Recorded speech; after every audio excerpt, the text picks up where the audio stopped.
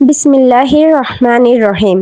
লক্ষ্মীপুর-২ আসনের সাবেক সংসদ সদস্য আবুল খায়ের ভূঁইয়ার উপস্থিতিতে লক্ষ্মীপুর জেলার রায়পুর উপজেলার ৭ নং বামনী ইউনিয়নের ৩ নং ওয়ার্ডের বামনী আল আমিন স্কুল মাঠে এক জনসভা অনুষ্ঠিত হয়েছে।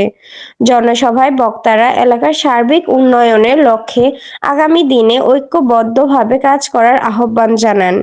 এ সময় সাবেক সংসদ সদস্য আবুল খায়ের ভূঁইয়া তার বক্তব্যে বলেন, এলাকার উন্নয়ন ও জনগণের অধিকার নিশ্চিত করতে সবাইকে সচেতন হতে হবে। তিনি উন্নয়নের স্বার্থে ধানের শীষ মার্কায় ভোট দেওয়ার জন্য উপস্থিত জনতার প্রতি আহ্বান জানান। জনসভায় বিভিন্ন শ্রেণী পেশার মানুষ, স্থানীয় রাজনৈতিক নেতাকর্মী ও গণ্যমান্য ব্যক্তিবর্গ উপস্থিত ছিলেন।